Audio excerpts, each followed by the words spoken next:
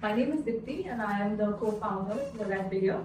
So Billiard is a technology company which provides specialized services across AI, data and integration. So today we thought, we wanted to share some insights about like the buzzword AI, but AI in the context of small, medium enterprises. So what I'm going to show you now is some insights from Australian SMEs, how they are adopting AI, what are the use cases for AI, what are the barriers for adoption for AI for small, medium enterprises, and finally, how do you overcome those barriers. So before we begin, I would like to start with acknowledgement of the country. So I would like to begin by acknowledging the traditional owners of the land on which we meet today and pay my respects to elders past and present. So what we're going to do today, as I mentioned earlier, we're going to start by seeing the AI adoption numbers for Australian SMEs. What are the top use cases in context of Australian SMEs? What are the barriers holding them back? How do you overcome those barriers? And highlight at the show, Billiard AI, which is a very interesting product that I'm very excited to showcase to all of you. And finally, the purpose of this session is also to onboard some pilot users. So we would really encourage, if you are interested, to sign up for our pilot testing as well. Also, before I share the insights, I would like to just give you a reference of where these insights are from. So these insights that I'm going to share are based on a study which is funded by Australian Government Department of Industry, Science and Resources. And the study was led by University of Technology, Sydney, the Human Technology Institute, and was conducted in November 2024. So this is like the latest data as per that study. Now what is interesting about the study is more than quantitative, it gives you a qualitative insight because it captures some 300 free test responses from SME owners, managers and employees. So it gives you a very, sort of a unfiltered window into their experiences, what are their concerns and what are their expectations with AI. I also provided a link in case if you want to download a detailed copy of the report here. Alright, so how do the numbers look for AI adoption for Australian SMEs? So if you can see, 40% of Australian SMEs have already adopted AI, and this is a 5% increase from the previous quarter. So when this report was generated in November 2024, the quarter previous to that it was just 35, and it has jumped 5% over a matter of a quarter. 21% are not aware of how to use AI. Again, this number has decreased by 2%. So that awareness level is going up. And 38% they are not planning to adopt AI at all. So what this means is that there is a positive trend in AI adoption among Australian small and medium businesses. So people are definitely talking about it. People want to explore it. People want to understand how it can be better used. So there is definitely an upward trend for the adoption of AI. Now, what are the top use cases when it comes to this context? So, what is surprising is, it's not surprising, maybe when we talk to people around us, we know whenever you talk about AI, everybody most likely is referring to generative AI. And that is what has been reflected in these studies as well. So, 73% of the SMEs who were interviewed, they said that they're using AI for content or admin tasks. So, although they wouldn't know the term generative AI, the use cases that they were, portrayed in that study, they suggest that it was mostly generative AI. So AI is equal to generative AI is the mindset that is dominating for SMEs at the moment. So they're not even thinking about use cases like predictive analytics, sales forecasting, supply chain optimization, or robotics. So these are not at the front of the mind for SMEs. And if you are in a technology space, or a technology company, we are already to the next level. And like, okay, what's coming next? But this is the reality. Although we are talking about what's coming next, but the people who are actually going to adopt this technology, they are still with the generative AI mindset. So unless we overcome these basic barriers, no matter how fast the technologies go ahead, SMEs will not be able to catch up. So this was really good insight when I was studying this report, that because as a technology company, we are doing the next thing, but are our customers really using that technology? Now, what are the barriers that are holding SMEs back? So there are top 3 barriers that come across. The first one, which is very common, which is the lack of accurate accuracy and quality in AI outputs.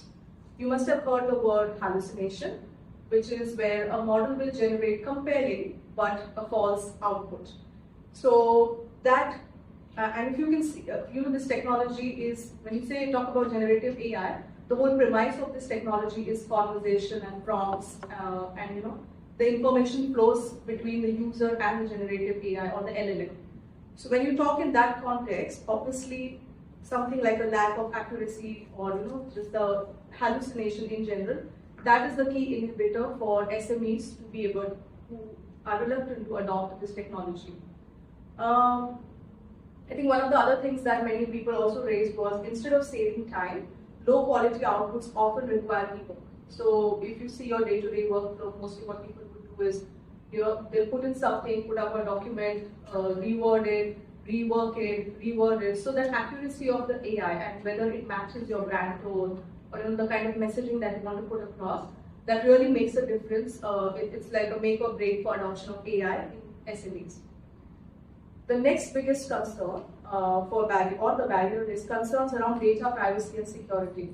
So there is uncertainty. Once I submit this data to the AI platform, where does it go? There is no clear communication around what happens to your data. I mean, you really need to have those, like, tech-savvy mindset to be able to get into the depth of these things and understand what is the data privacy, how does the security work for this particular product. So that is where the SMEs are struggling. They do not have a clear way of understanding data privacy and security. Then there is a risk of sharing sensitive and private data over prompts. And finally, there's lack of awareness of AI governance standards. So 63% of respondents, they were not aware of any rules regarding the use of AI in their workplace. So employees are using AI, they are using ChatGPT, but they are not even aware that what are the do's and don'ts, what are the guardrails that they need to follow, which is a major red flag when somebody is using a technology and there is no governance in place in a business, no matter how small or big.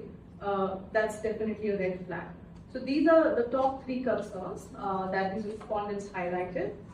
But what was even more surprising, or not surprising, was nobody is even thinking about the ethical and societal risks that are related to this technology. So people are not thinking about how it will impact their larger community, their customers. So the ethical considerations are not at all at front of mind of the SMEs. So that is something that needs to have that awareness about. Now, how do we overcome these barriers? Let's see one by one. Accuracy and quality of AI outputs. So how can this be tackled? This can definitely be tackled by having better AI models. So what does a better AI model mean? It means reporting on an accuracy rating. So if my AI output, as a consumer of that output, how sure I am about the, are there any, indicators that will tell me that how accurate is this response, or how confident is the LLM about this response? And that will help me make better decisions.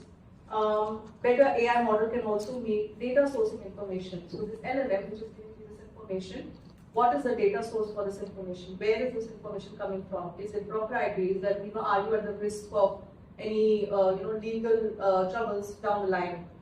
So a better AI model will tell you that what is the data sourcing and where is it coming from. So they would be transparent about that. And finally, in order to increase the accuracy and quality of AI outputs, what we need is a model that is trained on local context as well. So you don't need something that is too generic. You need something that is relevant to your context and your needs, basically, of the small businesses. Coming to data privacy and security, how do you tackle that? So one of the main issues, as I mentioned, is users are not comfortable as to what happens to their data in AI. And many a times, like there are instances where we have seen where clients have mentioned that we work with different small businesses, and there were instances where people have tried to upload something like, let's say, the resume with all their personal information on it on ChatGPT. They just uploaded it. There was no way to sort of filter that information, or there was no prompt, or there was no intervention to block that particular personal information that was being shared. And it's a very common scenario, more common than you think. So if you are a small business owner, most likely your employees are using ChatGPT. Nobody is intentionally doing it, but it's just like, you want to get the work done, just dump a bunch of things there without, or there's no concern about what happens to that sensitive information. So if there were a model that could filter out the sensitive data, or it gives you an opportunity to, think and assess whether you're submitting the information doesn't have sensitive data, contain sensitive data. And the other way you can work around the data privacy and security is sovereign AI solutions. Sovereign AI solution is where you know that your data is residing locally. So for example, when you're using ChatGPT, all the data is mostly on the US servers, but sovereign AI solution would ensure that if you are in Australia, your data is not in Australian borders, and hence, it complies with all the Australian regulations, and that gives you an added layer of assurance about this, the security of your data. The third point that we saw was lack of awareness of AI governance standard. So there is a training available for AI governance standards. So there is a voluntary AI standard, there is AI ethical risk framework. So there are like these 2-3 frameworks provided by the Australian government, which can guide SMEs to assess the AI risks and how they can implement AI in their businesses. So if you want, I can share the link to those reports, but they are very handy and it's available to everyone. In fact, the Australian government also has something called as AI Adopt Centers. So there are 4 AI Adopt Centers currently, and they kind of service across sectors. So there is one of them is the one that generated this report, which is Safe AI Adoption Model. So what they do is they have this online hub where they provide you resources and tools for you to assess AI products. So definitely, there's a lot of information available out there, but it's just that people are not aware of it. So there is a scope where, organizations like us, for example, we can definitely provide those trainings or that training for a small business. And for the ethical and societal risk, again, that is covered under these Safe AI standards. So, just having somebody explain that to you, extract it, and put it in the context of SMEs, that would be a great help for these respondents. Because as I said, many times these employees are not like tech savvy, or they just want a checklist. They just want somebody to tell that, okay, if it meets this checklist, it is a safe AI. If it does not meet this checklist, it is not safe AI. And in my context. So these are the certain things that we can do to overcome these barriers. So what are the key takeaways of whatever we've discussed so far? So we know that AI adoption is growing, but it is focused on generative AI use. Inaccurate AI outputs, data privacy and security concerns, these are the top inhibitors of AI adoption. And what SMEs want is an improved model accuracy, clear guidelines and frameworks for AI safety and risk. That's where Video AI comes in. So what is Video AI? So just to give you some context, we ourselves are a small business. So, in our day-to-day, we realize that, as a small business, you are like stretched for time, you have resource constraints, and you are managing so many functions at a time. So as a small business owner, you might be running a cafe, you might be managing a clinic, that's your main business. But at the back of that, you're managing everything from legal, HR, marketing, handling tech issues. So there's a lot of things to do when you're running that business. So that is one issue. Secondly, there are AI tools, but they are very vertical AI tools, as I call them. Vertical AI tools means, they serve only, there's one for marketing, or there might be something very specific to legal, or there might be something very specific to some other aspect of the business. But there's no solution which is tailored for small businesses, because small businesses' needs are cross-functional and they're not like in individual verticals. So there was a gap of a solution which was like cross-functional and interconnected at the same time. The third thing that we noticed or we faced when running a small business was, obviously we do not have the resources most of the time to hire an external consultant, or we do not have the network. So just the other day I was speaking to someone and they were starting their business, like a blinds installation business. So they're just like starting from scratch, and they wanted to have their own website. Now this person, they have like somebody like me in their network, so I could connect them to somebody who could build that website for them. but not every time you would have a contact or a network in each of these avenues. So what do you do then? And that's where we came up with Billiard AI. So it is like an AI first assistant, which is specifically trained for Australian small businesses.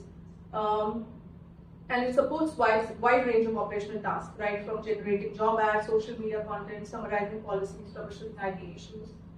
But what makes it different as compared to a ChatGPT would be Australian data residency. So you can be sure that whatever data you're sharing with our LLM, it is residing in Australia.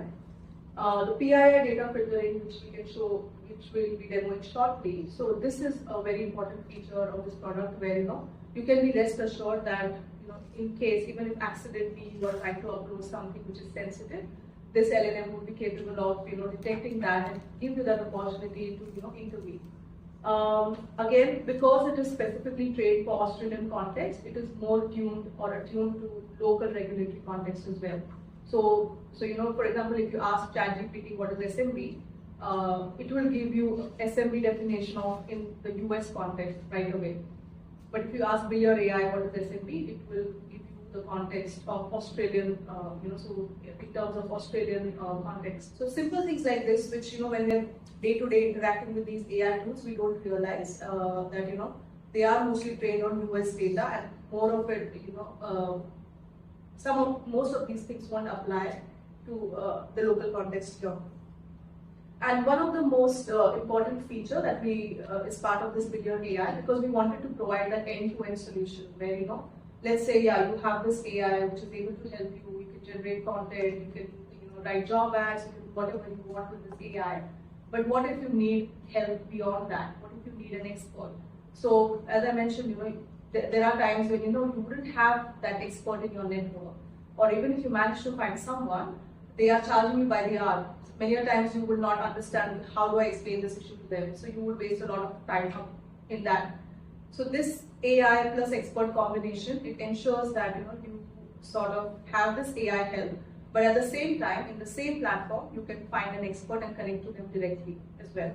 And this AI is going to summarize your issue or whatever you're chatting with it or whatever help you needed. So it's going to summarize that issue and then pass it on to the expert. So these are the like the primary features of Billiard AI, where obviously it is Australian made, it is Australian built, and it is AI when you can and expert when you need. Saying that, I'm going to hand it over to Ishan, who is our CTO. So Ishan would be demonstrating the product for you. Sure, thank you so much. Thank you so much, Deepti.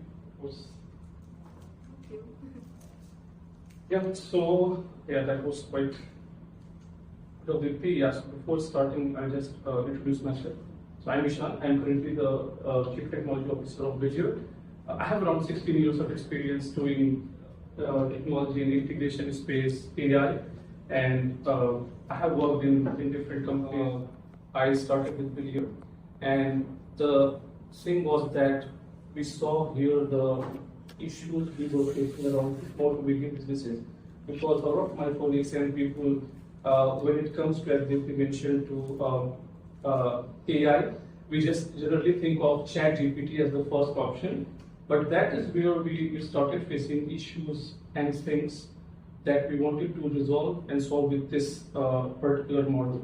So what I do is I will quickly introduce so this is Billiard AI. Now here, I want to just mention a small thing that back in India in the 90s, early 90s, I come from a small town. So we have a very famous saying at that time that small kids used to put their hands in electricity sockets. So like in Australia, the electricity sockets, they are quite narrow, but in India it's not like that. It's a circle, and small kids can easily put their fingers inside. So I was a very naughty kid. I used to do that a lot. And my father used to always say that electricity is a good servant, but it's a very bad master. So that thing really sticks with me, because here what has happened in the last 4 years, AI is a really very good servant. But if we don't see around the compliances, if we don't know about the data sovereignty, as Deepti was mentioning around data compliances, it could be a very bad master. in the last few days, I think you guys would be knowing that how things have happened in ChatGPT and stuff, that all the data and everything they were saving, and that data is comes under regulatory compliance. So for example, if you have uploaded something, it's gone. It left your machine, it's in the servers, and it's like really gone. Basic key features before going in, I would like to say here is, we are 100% Australian hosted.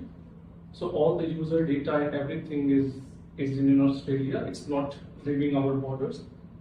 Another thing which I like to mention is that currently how we have gathered the data is that a lot of the data that we have gathered is ethical data, and all the context here is Australian. So basically, Billiard AI is fiercely and insanely Australian.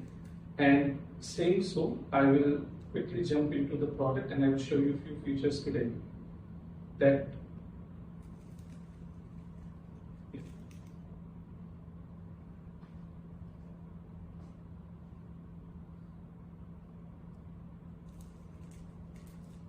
so this is a very basic, I would say, the chat screen. Now here, what we have done, few things different is, for example, you land in here. Obviously, there is information in here which you can see around the Billiard AI security layer. How that works?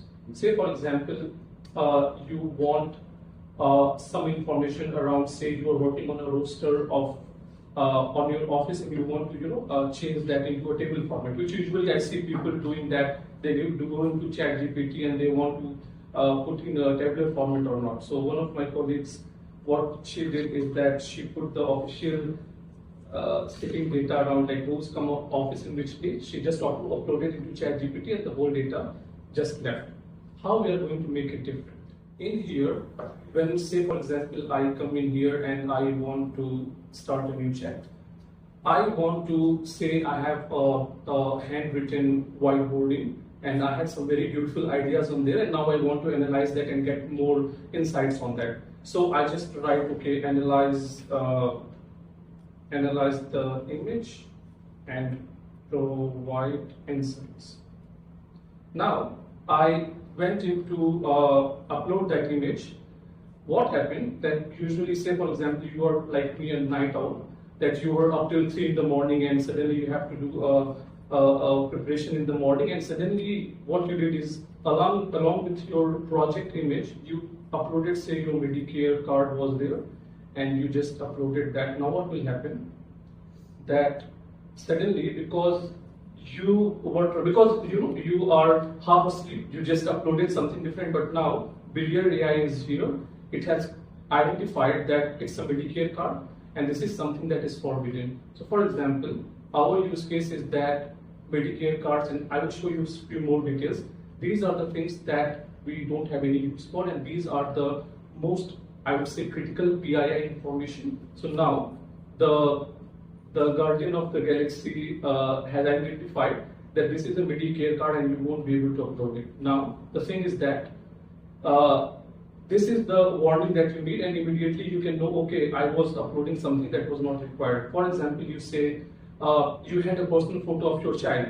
Few of my colleagues, what they have done is they usually try to upload something else, but if you are like me, I will show you my my downloads. It's unstructured. What happens usually is that we try to have folders, but few images here and there we have that is not categorized, and when we try to upload something, we end up uploading something else. Say for example, you had your personal photo and you tried to upload that. Again, it will clearly identify that it's a personal photo, and this is the warning it will give you.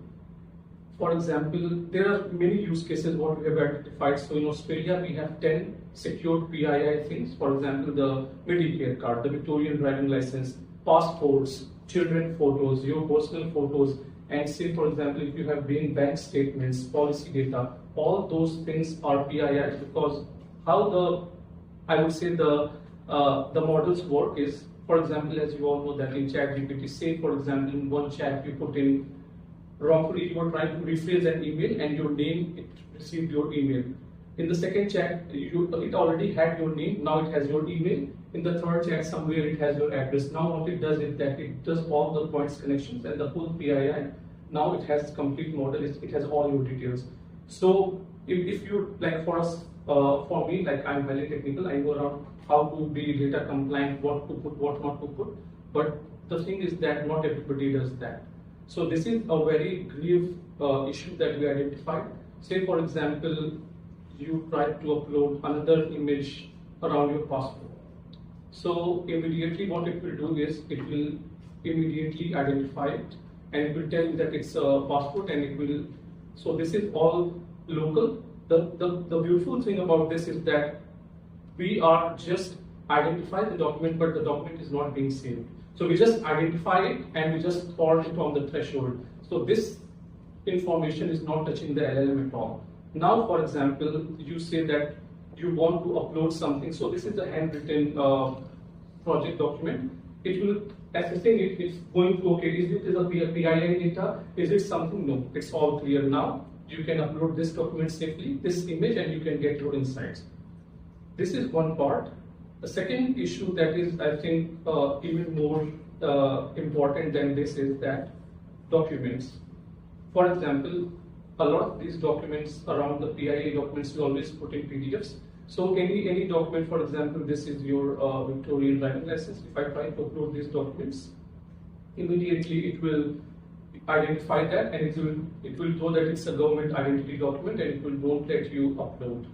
Similarly, if you want to upload, say you have a CV and you want it, this is, say for example, this is my personal CV, it has my name, my email, my phone and everything. And now I want to maybe applying for a new job and I want something that is, I want to enhance the CV. Immediately what it did is, Villier AI identified that it's a CV, it has your personal photo, and what is PII in this? Now it gives you two options. The first is, you can proceed without encryption. For example, if I click this and I write my prompt, the whole CV will go into Villier AI. It will enhance the CV and it will work on what you want. For example, if you are, say, you are a website designer or you are a technical person who is applying for a particular job and you want to modify your CV in that particular job aspect, you can do that. If you proceed without PII, what it will do, your name and things, so this PII, it won't send into the LLM. The other option you can do is encrypt PII and proceed. If you do this option, what it will do, for example, your name, it will replace with a dummy name like John Doe or Jane Smith. Your phone number would be masked. Your email address would be masked. Your address and any credit card, ID numbers or any PII details, those would be masked and that won't be sent into the LLM. This is how we are trying to make a difference because according to data last 2 years, I think 80,000 PII data around your businesses, they went into ChatGPT and now they are compromised. This is how we are trying to control this issue, I would say, is that any data that is not required by us, because our business model is entirely different. We don't train and we don't need the PII data at all. So this is, I would say, a feature that is very, whilst developing it, it took us around 6 months to completely develop this, but along the way, I have seen a lot of issues. A lot of my friends, somebody uploaded, because usually they regard me as expert and they usually come to me for guidance. For example, one of my friends, he was trying to upload a document and he uploaded his bank statement and policy statements. And then he came to me and was like, okay, I uploaded this, now what I can do? And I said, okay, now the data has already left. You cannot do nothing, but the other thing is that we have to be very cautious. One of the things which usually I do is that you can create a random folder or something and all the data that you think, all the documents that are not PII, you can put that into and then you can use ChatGPT. But again, like these things, these precautions we take, but sometimes the thing is that if you are cautious 99% of the time, but that is the one mistake that costs you. So that was one part. Now the other part which I want to show you is, for example, you want any say I want like give me invoice sample. Yeah. So it's a very simple prompt. Usually, how I do it, say for example, I have to create something. Before ChatGPT and things, I used to do all the things from scratch. But now, what I want is a good template so that I can get the starting point and then I can build on there. Now the thing in here is that because Villiers AI is 100% in Australian context, all the answers and everything is in the local context here. For example, if you want an invoice sample or anything like this, it will give you in accordance with the Australian standards around how GST is calculated here, what is the options in here, how we do our GSTs, and then what are the mandatory things in terms of Australian businesses, in terms of ABN, how we show that GST on the invoices, and then a lot more details around how you can craft this, and then it shows you the recommended steps in every answer that what you can do. So for example, Zero is a leading software here with a lot of small to medium businesses use. It will guide you step by step, and then this is the part which is how we are entirely different from ChatGPT and others, is that we have experts who are available on a click. So say for example, you are a small to medium business and you want an accountant or you want a person who can help you in the finances. So in here, say for example, I wrote my query. Now I want some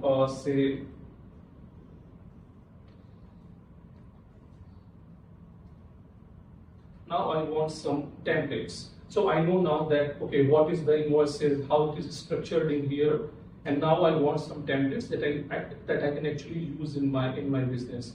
So now it is analyzing that, and now in the next answer, what it will show you is that how the invoices are structured here in Australia.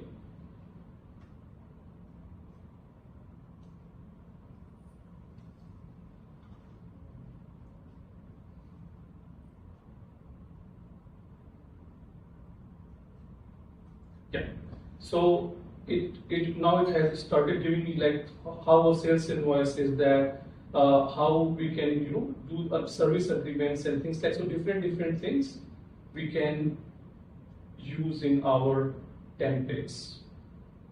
And then again, it gives you the option to connect with an expert. So this is one part. Now I will write another query. Say for example, I know like everybody here knows about AWS. Say for example, I am a new business and I want to get AWS cloud into my business, and I don't have a lot of knowledge about AWS. So for example, if I say, what is AWS?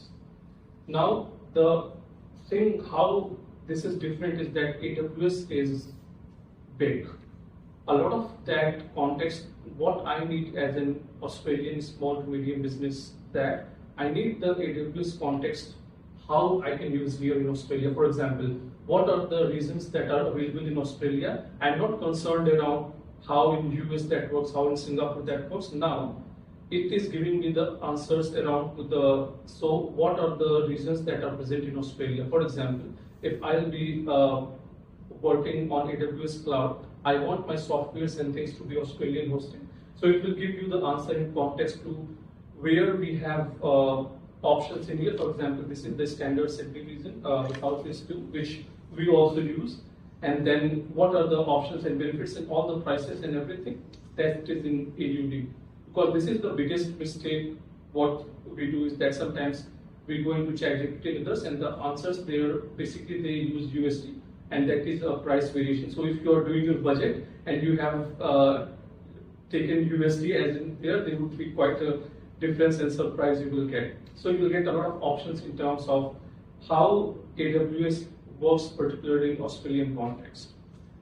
I will write one more query and then I will get some more queries from you. So say for example, I write HubSpot.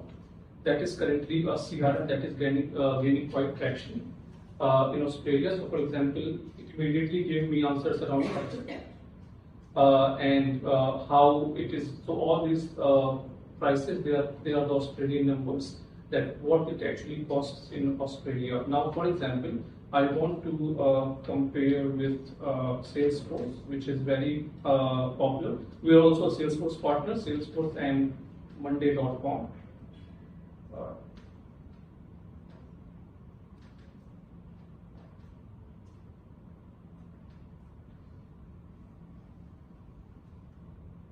So now what I want to do is that I say, for example, I'm looking for options to have a CRM in my business. Now I want is that I want accurate information around where this software, how it's built in Australian context. What is the price? How I can use it in here? What are the constraints? Because more often than not, what happens that we are trying to explore a software, and later down the line we know that okay, these features are not present in Australia because these features are maybe for US or for Singapore or some other context. So that is very important for us to realize. So for example, now what it has done is it is compared with Salesforce and Monday.com, and all these things, it will give you the complete things. All these features, these are present in Australia. What are the things? If for example in Monday.com, few things are not available in here, it will exactly show you what are the features, and you can have a very clear understanding and clear comparison. What are the features you can use it in here? Because if I'm doing business in here, I need to know what are the features of this software are present in here. I don't want like, how fancy it works in Japan region or how fancy it works in the US region. I want that what it works here in Australia.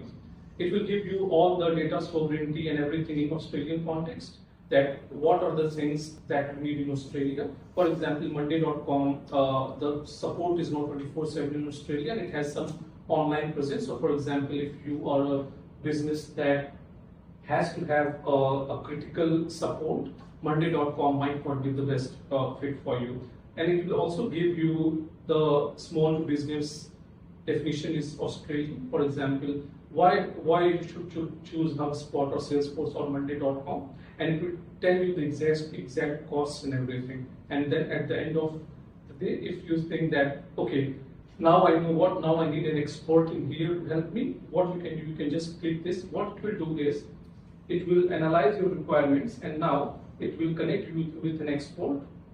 And these experts, we have over 100 plus registered experts with us, and if you want, you can just connect with the expert. You can choose any time. You can book a consultation of 30-60 minutes, and if you say book a time slot and you book it, and immediately once you get the details, you can book the consult, you'll get the email, and you can have a chat with that expert person.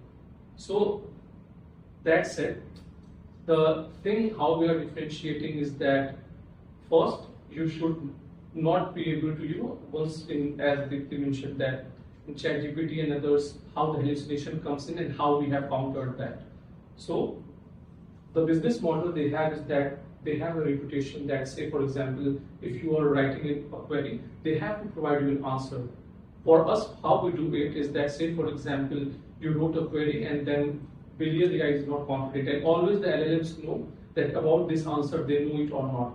What we have done is that, say for example, you are writing a technical query or a business query, and Billion AI thinks that, okay, this answer is like the Billion AI is around 80% sure or 70% sure. It will clearly tell you that, see, my confidence on this answer is 70% or 60%, and I think before implementing, you should get in touch with the expert. This is the difference we're trying to make with the transparency, because our focus is not, to give you the best answers. Our focus is to give you the correct answers and guide you correctly. Because the thing is that often, if we say something said that okay, you are working on a technical thing and the implementation steps, I'm not confident, but even though Billion AI gives you the options, we want to counter that. Okay, so this is one thing. One more query I will show you. I'm very passionate about this project. Last 6 months we have been doing it. Say for example, you are a small business and you want to know how to do SEO for your website. You just wrote a query around like how you can do search engine optimization for your website. Now, what it will do is it will go through the query and it will gather all the how you can do that in Australia. For example, obviously it knows that if you are asking this question, you are a business that is based in Australia, and now all the SEO things it will give you in the Australian context, what you can actually use in your website, in your business. Again, it will give you what things you want, what are the requirements in there, and then strategy, how we do local SEO for the Australian businesses, best practices, how we measure the SEO, for example, you implemented that, what are the KPIs you can measure, and then any budget constraints, and it will give you all the options. And then it also gives you the option that now all these options are there, and now you want to connect with digital marketing specialists that can able to guide you more how you can work on the parts. That said,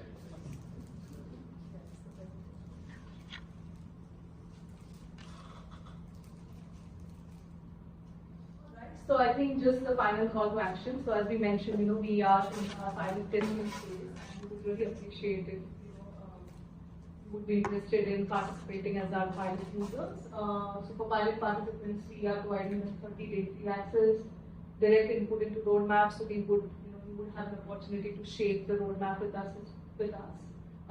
You also get a thank you gift for your time. So the way you can sign up for pilot testing is by going to this link or by using this QR code. Please let me know if there's some problem with the QR code. It's working? Yeah. So as Ishan mentioned, it is still, we are still in beta phase, so we are still shaping the product. And our focus is Australian SMEs, so we definitely, would appreciate more diverse viewpoints, use cases, so uncover more use cases. So yes, and you would also see our flyers across this building, which will have the same QR code. So even if you are not able to decide now, you decide later, you can find one of those flyers, or you can visit this website as well. Any questions or any feedback? All good? Thank you so much. Thank you.